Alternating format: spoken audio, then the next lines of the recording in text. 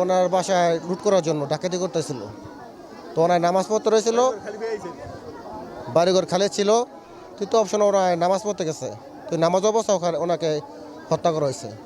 হত্যা করে এই লুটপাট চালাইছে। তারপরে এলাকার গ্রামবাসী আসলো, চিকলা শুনি না, তারপরে ডাকাত ধরলো। তো একজন মারা গেল। তো ওখানে মারা গেছে আমাদের আরও ভালো। ডাকাত মেরে বললে আমাদের আফসোস নাই। ডাকাত এসে বাড়িতে মোবাইল চুরি করতে না কি চুরি করতে আসছে, আসার পরে আমাদের যে কাকি ওনারা ছুরিতে আঘাত করছে এখানে, আর বুকে আঘাত করছে। আঘাত করার পরে ওইদিকে আবার চোরেরা দৌড়াইতেছে ডাকাতরি আমাদের এলাকার লোকেরা।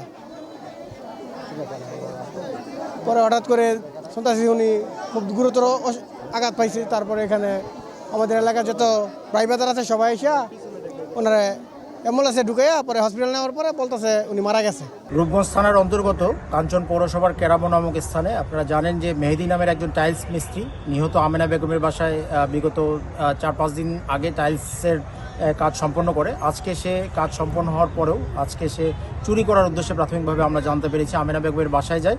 তো আমেনা বেগম বিষয়টি বুঝতে পেরে তাকে চুরির কার্যে বাধা দেয় এবং এই বাধা দেওয়ার এক পর্যায়ে আমেনা বেগমের সাথে এই মেহেদির ধস্তাধস্তি হয় এবং মেহেদি হাতের কাছে থাকা একটি ছুরি দিয়ে আমেনা বেগমকে ছুরিকাঘাত করেন গলায়, এবং এই ছুরিকাঘাতের ফলে আমেনা বেগম নিস্তেজ হয়ে পড়েন এবং চিল্লাচিল্লি করেন। তার এই চিল্লাচিল্লিতে আশেপাশের লোকজন এসে ওখানে জড়ো হয় এবং মেহেদিকে ধৃত করে এবং আমেনা বেগমকে চিকিৎসার জন্য একটি স্থানীয় বেসরকারি হাসপাতালে পাঠানো হয়। পরবর্তীতে যখন আমেনা বেগমের মৃত্যুর খবরটি এলাকায় আসে, মেহেদি যেহেতু জনগণের হাতে ধৃত ছিল, জনগণ উত্তেজিত হয়ে গণপিটুনি দিয়ে তাকে ঘটনাস্থলেই মেরে ফেলে বলে আমরা প্রাথমিকভাবে জানতে পেরেছি।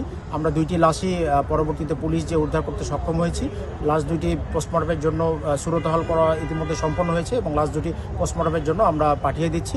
এই ব্যাপারে আইনগত ব্যবস্থা প্রক্রিয়াধীন আছে। আমরা আইনগত ব্যবস্থা আপনাদেরকে পরবর্তীতে জানাবো।